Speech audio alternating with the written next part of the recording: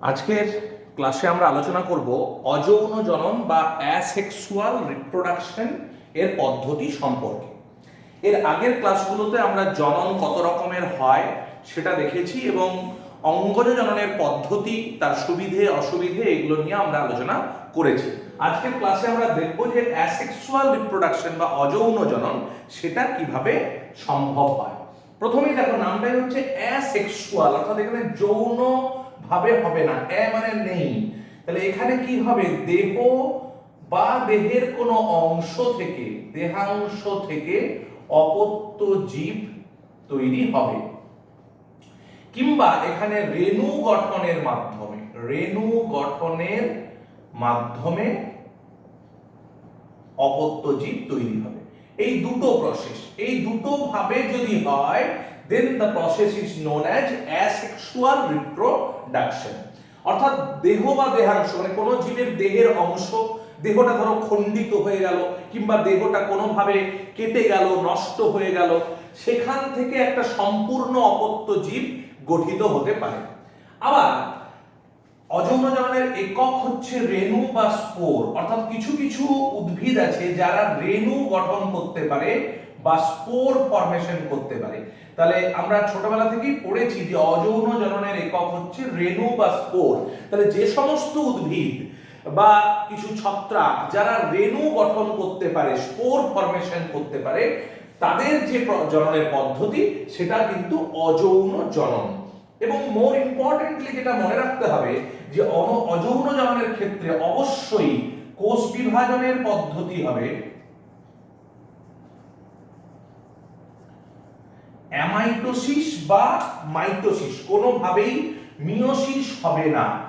Amitosis হবে কোষ বিভাজনের পদ্ধতি বা মাইটোসিস হবে। এখানে একদম স্টার মার্ক দিয়ে আমি লিখে দিলাম, মিয়োসিস কোষ বিভাজন হবে না।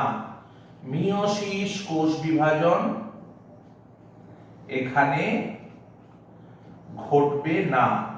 অর্থাৎ মিয়োসিস কোষ বিভাজন ঘটবে শুধুমাত্র যৌন জননের ক্ষেত্রে। অযৌন জননের কোষ বিভাজনের পদ্ধতি কিন্তু অ্যামাইটোসিস বা মাইটোসিস। এটা খুব ভালো করে আমাদের মনে রাখতে হবে। তাহলে এই গেল অযৌন জনন, তার মূল বিষয়। অর্থাৎ তোমাদের যদি সংজ্ঞা জিজ্ঞেস করে যে অযৌন জনন কাকে বলে, তাহলে তোমরা বলবে যে কোনো উদ্ভিদ বা প্রাণীর যদি দেহ বা দেহাংশ থেকে বা রেণু গঠনের মাধ্যমে অপত্য জীব সৃষ্টি হয়, তাহলে সেই অপত্য জীব সৃষ্টির পদ্ধতিকে বলা হয় অযৌন জনন বা অ্যাসেক্সুয়াল রিপ্রোডাকশন। এর একক হলো রেণু বা স্পোর এবং কোষ বিভাজনের পদ্ধতি এক্ষেত্রে অ্যামাইটোসিস এবং মাইটোসিস। তাই জন্য এটাকে সোমাটোজেনিক রিপ্রোডাকশন বলা হয়। সোমাটিক কোষ থেকে হয়, সোমাটোজেনিক। এবার আমরা যদি দেখে নিই যে অযৌন জনন কত প্রকার, তাহলে বিভিন্ন ভাবে অযৌন জনন হয়, যেমন বিভাজন বা ফিশন, কোরকোদ্গম বা বাডিং, গেমিউল গঠন, খণ্ডীভবন, পুনরুৎপাদন, রেণু উৎপাদন এবং অ্যাপোমিক্সিস। এই 7টা প্রসেস আছে যার মাধ্যমে অযৌন জনন সম্পন্ন হয়। আমরা প্রতিটা পদ্ধতি সম্পর্কে একটা একটা করে বিশদে আলোচনায় আসছি। এবার আমরা আসি, প্রথম যে পদ্ধতির কথা বলেছি যে বিভাজন বা ফিশন। তাহলে বিভাজন বা ফিশন দুটো পদ্ধতিতে ঘটে, দ্বিবিভাজন এবং বহু বিভাজন। দ্বিবিভাজনকে ইংরেজিতে বলে বাইনারি ফিশন এবং বহু বিভাজনকে বলা হয় মাল্টিপল ফিশন। দ্বিবিভাজন এখন নামের মধ্যেই বলছে দ্বি, অর্থাৎ এখানে একটি জীব থেকে বা একটি মাতৃজীব থেকে, যেটা মাতৃজীব থেকে দুটি অপত্য জীব তৈরি হয়। এটা হলো মূল বক্তব্য দ্বিবিভাজন। তার মানে দ্বিবিভাজন মানে একটা থেকে সোজাসুজি দুটো হবে। ধরো এটা যদি একটা জীব ছিল, সেটা সরাসরি এরকম দুভাগে ভাগ হবে এবং তার থেকে দুটো জীব তৈরি হবে। এই রকম যদি পদ্ধতি হয়, আমি সিম্পলি দেখালাম, তাহলে সেটা হলো দ্বিবিভাজন। আর বহু বিভাজন মানে একটি মাতৃজীব থেকে অসংখ্য অপত্য জীব তৈরি হবে। তাই জন্য দেখো নাম বহু বিভাজন, অর্থাৎ বহু মানে অনেক জীব তৈরি হবে। অর্থাৎ একটা ধরো অপত্য জীব আছে এবং মাতৃজীব আছে, সরি, এটা প্রতিকূল পরিবেশ যখন হয়, মনে রাখবে যে বহু বিভাজন হয় কিন্তু প্রতিকূল পরিবেশে, যখন পরিবেশ এই জীবটির জননের পক্ষে মানে অনুপযুক্ত হয়, যখন তারা স্ট্রেসে থাকে, প্রচন্ড শীত হতে পারে, প্রচন্ড গরম হতে পারে, তুষারপাত হতে পারে, বিভিন্ন রকম প্রাকৃতিক পরিবেশ যদি তাদের প্রতিকূল হয়, তাহলে কি করে এই জীবগুলো তাদের চারপাশে সিস্ট আবরণ বলে একটা আবরণ গঠন করে এবং ভেতরে অসংখ্য জীব তৈরি করে, দিয়ে অসংখ্য রেণু তৈরি করে এবং তার থেকে অসংখ্য এরকম মাতৃজীব থেকে অপত্য জীব তৈরি করবে। তাহলে একটা জীব থেকে যখন অসংখ্য অপত্য জীব তৈরি হচ্ছে, দ্যাট ইজ মাল্টিপল ফিশন। একটা জীব থেকে যখন দুটো জীব তৈরি হচ্ছে, সেটাকে বলা হয় দ্বিবিভাজন বা বাইনারি ফিশন। এবার আমরা একটু দেখে নিই যে দ্বিবিভাজন এটা কত রকমের হতে পারে, আর বহু বা এগুলো কাদের ক্ষেত্রে দেখা যায়, কি ব্যাপার। বহু বিভাজন দেখা যায় কাদের ক্ষেত্রে, আমি তোমাদের একটা উদাহরণ দিয়ে দিই।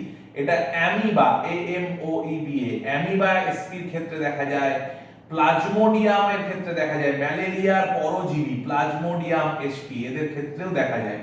এগুলো হচ্ছে এক্সাম্পল। দ্বিবিভাজনে আমি সরাসরি এক্সাম্পল লিখছি না, আগের ভাগগুলো দেখি, তারপর তার এক্সাম্পল দেখাবো। দ্বিবিভাজন দেখো, সরল দ্বিবিভাজন, এটাকে আবার ভাগ করা যায়, সরল দ্বিবিভাজন।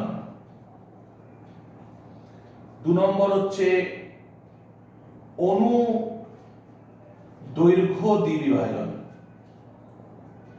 তারপরে হলো অনুপ্রস্থ দ্বিবিভাজন এবং তির্যক দ্বিবিভাজন। ওকে, এবার সরল দ্বিবিভাজন এটা দেখা যায় কাদের ক্ষেত্রে, আমি एग्जांपल গুলো তলায় তলায় লিখছি। অ্যামিবা এসপি এর ক্ষেত্রে দেখা যায় সরল দ্বিবিভাজন। অনুদৈর্ঘ্য দেখা যায় ইউগ্লিনা এসপি। অনুপ্রস্থ দেখা যায় প্যারামিশিয়াম এসপি। তাহলে শুধু দ্বিবিভাজন বললে এগুলোই एग्जांपल হবে, তার ভাগ এগুলো। তির্যক দেখা যায় সেরাটিয়াম এসপি এগুলোর ক্ষেত্রে। এবার কিভাবে হয় আমি একটু সহজভাবে তোমাদেরকে বোঝানোর চেষ্টা করি। সরল দ্বিবিভাজন, সরল দ্বিবিভাজন ধরো অ্যামিবার ক্ষেত্রে, ধরো এটা হচ্ছে একটা অ্যামিবা, তার এটা নিউক্লিয়াস আছে।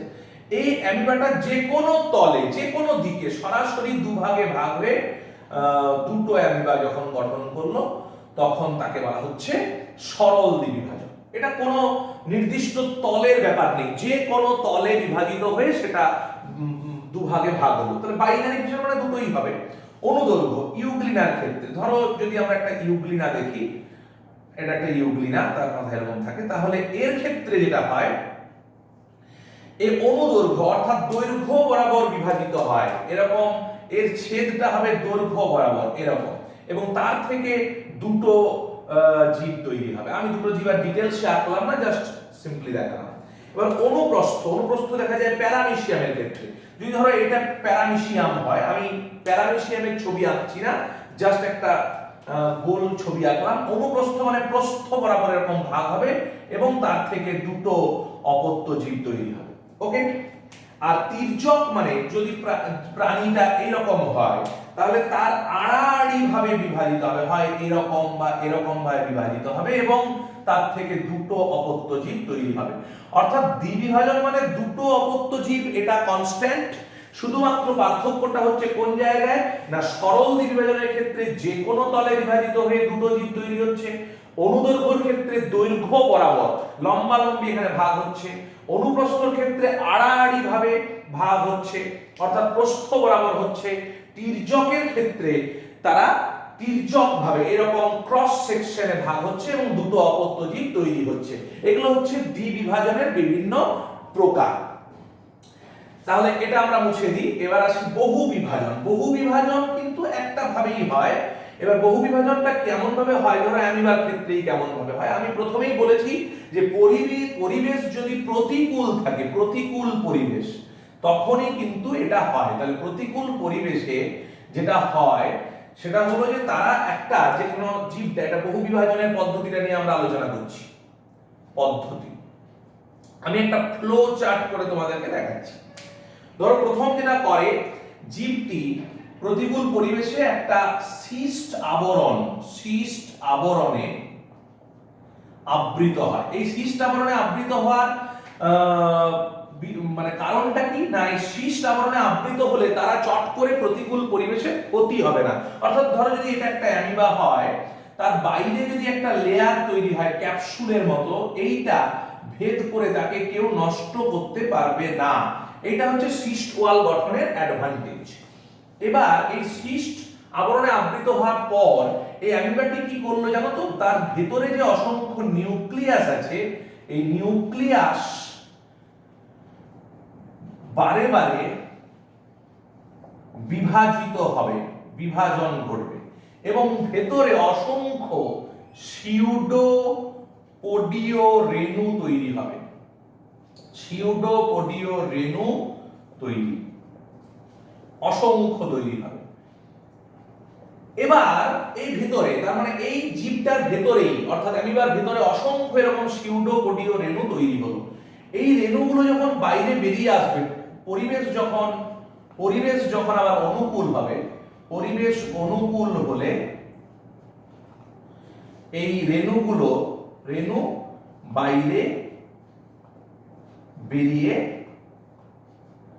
আসে এবং বেরিয়ে আসার পর অসংখ্য অপত্য জীব, এখানে যদি অ্যামিবার উদাহরণ দিই তাহলে অসংখ্য অ্যামিবা তৈরি করবে, অপত্য জীব তৈরি করবে।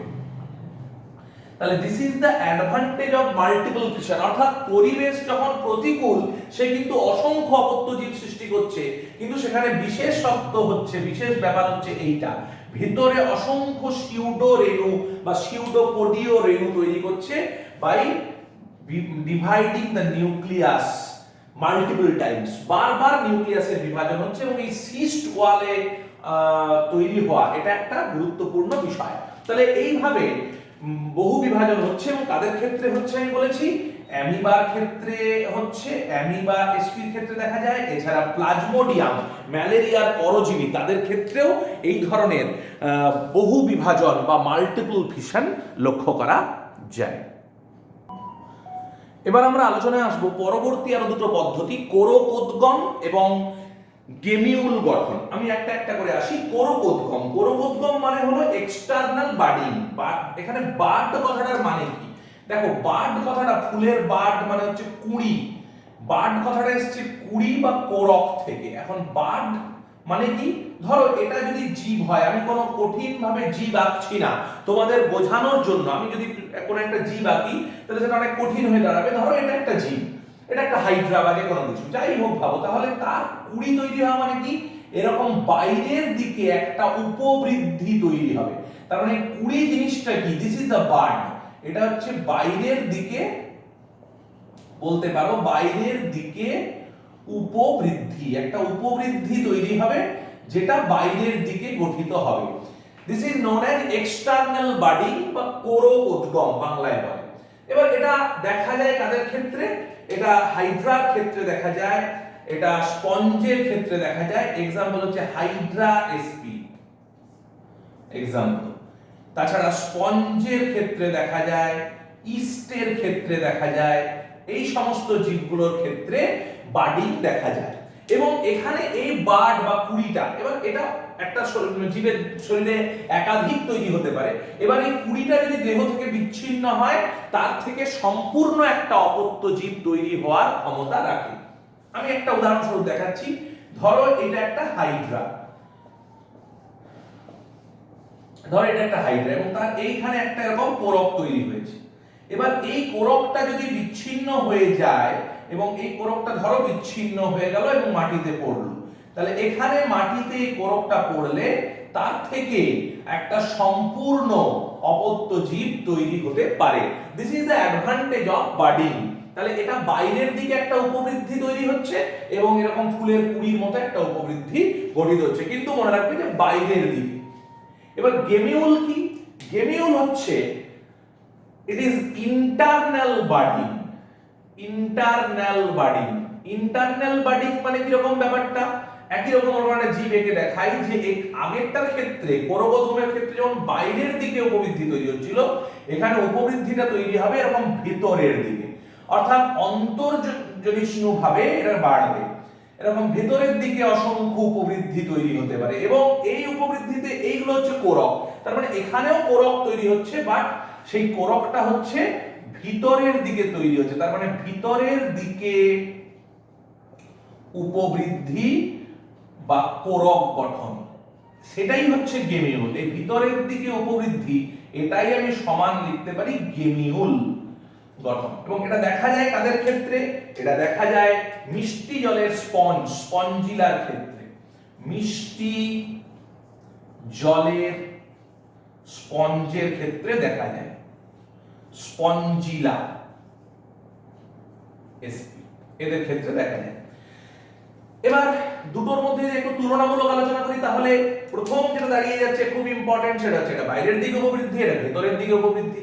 কিন্তু যে কথাটা আমি এটার ক্ষেত্রে বলিনি, দুটোর ক্ষেত্রেই এই কুড়িগুলো বাইরে বিচ্ছিন্ন হলে তার থেকে অপত্য জীব সৃষ্টি হবে, সে বিষয়ে কোনো সন্দেহ নেই। কিন্তু এখানে যদি এই কুড়িটা বিচ্ছিন্ন হচ্ছে, তাতে মাতৃজীবের কোনো ক্ষতি হচ্ছে না, অর্থাৎ কোরক বিচ্ছিন্ন হলে মাতৃজীবের ক্ষতি হয় না, এইটা হচ্ছে খুব গুরুত্বপূর্ণ বিষয়। আর এখানে কিন্তু এই কোরকটা বিচ্ছিন্ন হলে মাতৃজীবের ক্ষতি হয়, that is more important point. অর্থাৎ এই যে যদি এই জিনিসগুলো কোরকগুলো ভেঙে আসে, তাহলে মাতৃজীবটা নষ্ট হয়ে যাবে, অর্থাৎ একে অপত্য জীব সৃষ্টি হতে গেলে মাতৃজীবকে নষ্ট হতে হবে। That is the main difference between budding and gemmule. এবার আমরা আরো দুটো প্রসেসে আসি, খণ্ডীভবন এবং পুনরুৎপাদন। খণ্ডীভবন বা ফ্র্যাগমেন্টেশন, নাম শুনেই বুঝতে পারছো, খণ্ডীভবন অর্থাৎ দেহটা এদের অসংখ্য খণ্ডে খণ্ডে বিভক্ত এবং প্রতিটা দেহখণ্ড থেকে অপত্য জীব তৈরি হতে পারে, প্রতিটা দেহখণ্ড থেকেই অপত্য জীব সৃষ্টি হতে পারে। এরকম দেখা যায় স্পঞ্জ, সাগর কুসুম এদের ক্ষেত্রে দেখা যায়, কিংবা উদ্ভিদের ক্ষেত্রে শৈবালের ক্ষেত্রে দেখা যায়, যেমন স্পাইরোগাইরা। এগুলো হচ্ছে প্রাণীদের উদাহরণ, আর উদ্ভিদের উদাহরণের মধ্যে এটা পড়ছে। তো এরকম এদের ক্ষেত্রে দেখা যায় দেহ খণ্ড থেকে, অর্থাৎ যদি এরকম আমি একটু আঁকি যে এরকম দেহটা খণ্ডে খণ্ডে বিভক্ত, এই প্রতিটা দেহ খণ্ড থেকে এই খণ্ডটা ধরো বিচ্ছিন্ন হয়ে গেল একটা খণ্ড, তার থেকে একটা সম্পূর্ণ জীব তৈরি হতে পারে, অর্থাৎ দেহ খণ্ড থেকে অপত্য জীব সৃষ্টি। আর পুনরুৎপাদন কি রকম ব্যাপার না, এখানে জীবের কোনো অংশ হয়তো কেটে গেল কোনো আঘাতের কারণে বা কোনো ভাবে কেটে গেল। এবার এটা দুটো ভাবে হতে পারে, কাটা অংশটা থেকে সম্পূর্ণ জীব তৈরি হতে পারে, আর হারানো অংশটা পুনঃস্থাপিত হতে পারে। ধরো আমি বলতে যেটা চাইছি যে একটা সম্পূর্ণ জীব, ধরো হাইড্রা, এই হাইড্রাটি ধরেন একটা হাইড্রা, এবার এই হাইড্রাটার যেটা হলো যে এইটা কেটে দিলে, তাহলে এই কাটা অংশ, এই খণ্ডিত অংশটা থেকে একটা সম্পূর্ণ হাইড্রা, সম্পূর্ণ জীব। আর আরেকটা এটাতে যেটা বলতে চাইছি যে এই যে কেটে গেল এইটুকু অংশের পুনঃস্থাপন, তাহলে এই যে যখন কাটা অংশটা থেকে একটা সম্পূর্ণ জীব তৈরি হওয়া, এই যে প্রসেসটা, এটার নাম হচ্ছে মরফোল্যাক্সিস। ব্যাপারটা পুনরুৎপাদন, কিন্তু আরো স্পেসিফিক্যালি এটাকে বলা হয় মরফোল্যাক্সিস, অর্থাৎ তার সম্পূর্ণ দেহটা তৈরি হওয়া। আর যে অংশটা হারিয়ে গেছিল, ধরো এটা তো কেটে গেছিল, তাহলে এইটুকু অংশকে আবার রিজেনারেট করতে হবে, সেই জিনিসটাকে বলা হয় এপিমরফোসিস। মনে থাকবে তোমাদের আশা করি যে হারানো অংশটার পুনঃস্থাপনটাকে বলা হচ্ছে এপিমরফোসিস, এবং এই কাটা অংশটা থেকে এই যে কেটে গেছিল এইটুকু অংশ থেকে একটা সম্পূর্ণ জীব তৈরি হওয়ার যে ক্ষমতা রাখে, সেটাকে বলা হচ্ছে মরফোল্যাক্সিস। এটা হলো পুনরুৎপাদন, এবং this is a unique process. কারণ ভাবো যে একটা জীবের যে কোনো একটা কাটা অংশ থেকে সম্পূর্ণ জীব বা হারানো অংশটার পুনঃস্থাপন হতে পারে। এটা দেখা যায় কাদের ক্ষেত্রে বলি, এক্সাম্পল হচ্ছে হাইড্রা, খুব ভালো দেখা যায়, হাইড্রা, স্পঞ্জ এদের ক্ষেত্রে দেখা যায়। তো দেখা যায়, এবং মানুষের লিভারে দেখা যায়, মানুষের শরীরের ক্ষেত্রে দেখা যায় না, কিন্তু মানুষের যকৃতের কিছুটা প্রপার্টি আছে, মানুষের যকৃতে এটা দেখা যায়। যদি অনেক সময় প্রশ্ন করতে পারে যে মানুষের কোন অংশের পুনরুৎপাদন ক্ষমতা সবচেয়ে বেশি, তাহলে মানুষের ক্ষেত্রে লিভার বা যকৃতের পুনরুৎপাদন ক্ষমতা বেশ ভালো। এবার আমরা দেখি যে 6 নম্বর যে পদ্ধতিটা, রেণু উৎপাদন বা স্পোরিউলেশন। কারণ আমরা জানি যে অযৌন জননের একক হলো রেণু, তাহলে রেণু উৎপাদনটা দুরকম রেণু হয়, চল রেণু বা জুস্পোর, আর অচল রেণু বা অ্যাপ্ল্যানোস্পোর। জুস্পোর আবার তার নামেই বুঝতে পারছো, চল রেণু মানে এটা সঞ্চরণশীল, চলাচল করতে পারে, এটা ফ্লাজেলা যুক্ত। তাদের দেখা যায় না শৈবাল, ইউলোথ্রিক্স, ক্ল্যামাইডোমোনাস এসব শৈবালে দেখা যায়, ছত্রাক, ফাইটোপথোরাতে দেখা যায়। এরা চলনশীল এবং ফ্লাজেলাযুক্ত বলেই এদেরকে বলা হচ্ছে জুস্পোর বা চলরেণু। আর অচল রেণু বা অ্যাপ্লানোস্পোর নাম শুনেই বুঝতে পারছো যে এরা অচল মানে চলনে অক্ষম, এবং এরা ফ্লাজেলাবিহীন, ফ্লাজেলা নেই বলেই, গমনাঙ্গ নেই বলেই এরা চলন করতে পারে না। এদের 4টে প্রকার আছে, কনিডিয়া, ওইডিয়া, ক্ল্যামাইডোস্পোর এবং স্পোরাঞ্জিওস্পোর। এছাড়াও আরো অনেক ধরনের হতে পারে, তো এগুলো মূল। কনিডিয়া দেখা যায় পেনিসিলিয়ামের ক্ষেত্রে, ওইডিয়া দেখা যায় অ্যাগারিকাসের ক্ষেত্রে, ক্ল্যামাইডোস্পোর দেখা যায় রাইজোপাসের ক্ষেত্রে, স্পোরাঞ্জিওস্পোর দেখা যায় রাইজোপাস, অ্যাগারিকাস, মিউকর এদের ক্ষেত্রে। তাহলে এগুলোর আমরা আবার ডিটেলসে একটু দেখে নিই যে কি হয়। এবার দেখো আমরা এই যে অচল রেণু আছে তার মধ্যে কনিডিয়া একটা অচল রেণু, পেনিসিলিয়ামে দেখা যায়, যেমন দেখো পেনিসিলিয়ামের এই যে নিচের এইগুলোকে বলা হয় অনুসূত্র বা হাইফা, এই যে অংশগুলো এগুলো হাইফা। এই হাইফার অগ্রভাগে অনেকটা শিকলের মতো ছোট ছোট এরকম কনিডিয়া তৈরি হয়, এবং যে শাখায় কনিডিয়া থাকে তাকে বলে কনিডিওফোর। তাহলে এই যে এক একটা, ধরো এইগুলো এক একটা হচ্ছে এক একটা কনিডিয়া, এবং এইগুলোই রেণু হিসেবে কাজ করে। এই কনিডিয়াটা যখন বাইরে পড়বে তার থেকে একটা সম্পূর্ণ অপত্য জীব, মানে অপত্য, এখানে যদি পেনিসিলিয়াম হয় তাহলে অপত্য পেনিসিলিয়াম তৈরি করবে। তাহলে পেনিসিলিয়ামের ক্ষেত্রে আমরা কনিডিয়া দেখতে পাই। পেনিসিলিয়াম তোমরা জানো এমনিতে খুব ইম্পর্টেন্ট ছত্রাক, এটা থেকে পেনিসিলিয়াম নোটেটাম থেকে পেনিসিলিন নামক অ্যান্টিবায়োটিক প্রথম তৈরি হয়। এবার আসি ওইডিয়া। ওইডিয়াটা হচ্ছে আরেকটা টাইপের অচল রেণু। এখানে অ্যাগারিকাস ধরো তার উদাহরণ, এরকম যে তার অনুসূত্রগুলো আছে, খণ্ড, অর্থাৎ এই অংশগুলো যদি কোনো কারণে, আঘাতজনিত কারণে খণ্ড হয়ে যায়, তাহলে এই খণ্ডকগুলো থেকেই অপত্য জীব সৃষ্টি হয়, তাই এই খণ্ডকটাকেই বলা হয় ওইডিয়া। অর্থাৎ এই খণ্ডকটাই হচ্ছে রেণুর মতো কাজ করে, সেই রেণুটার নামই তখন ওইডিয়া দেখা যায় অ্যাগারিকাসের ক্ষেত্রে।